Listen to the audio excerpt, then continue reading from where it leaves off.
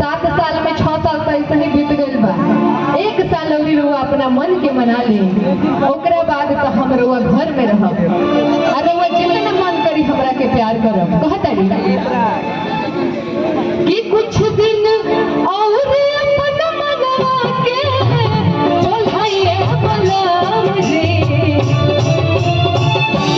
बिना गवने हमरा गावे जानी आइए बलम जी, कि बिना गवने हमरा गावे जानी आइए बलम जी। कुछ दिन और अपन मनवा के,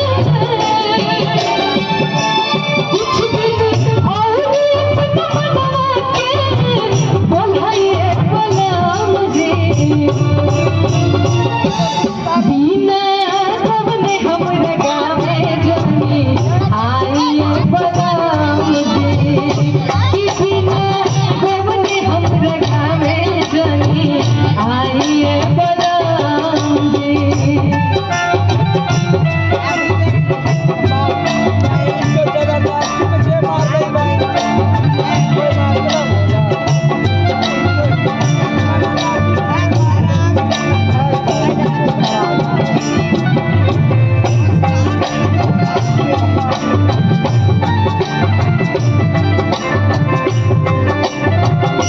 और कहता रे कि सैया जी रउआ कितना लुक छुपा के आई ना, लेकिन एक टोला मोहल्ला का जीवन साथी नजर बा रउआ के केहू न केहू देखी लेला। तो ई बताई हमारा बदनामी में राउर बदनामी बा, रउआ बदनामी में हमार बदनामी बा। कहता रे टोला मोहल्ला देख के हो जाए निहाल जी, हमरा गाँव से रउआ गाँव तक होए बवाल जी।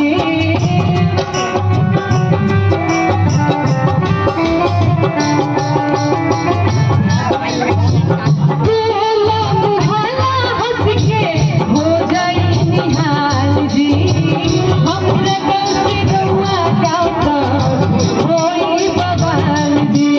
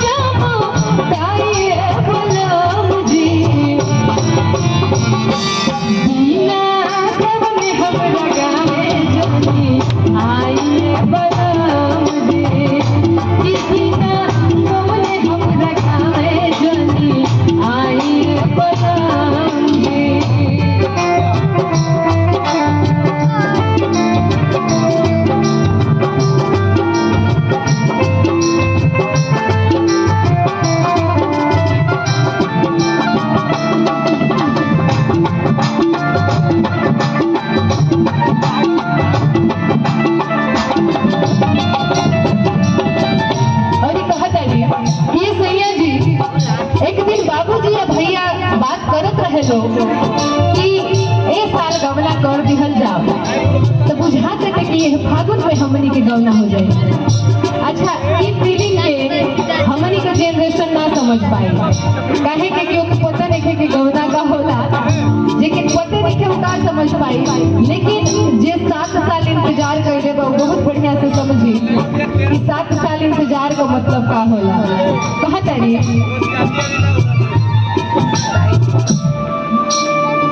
बाबूजी की बात से झांक बाए सैया,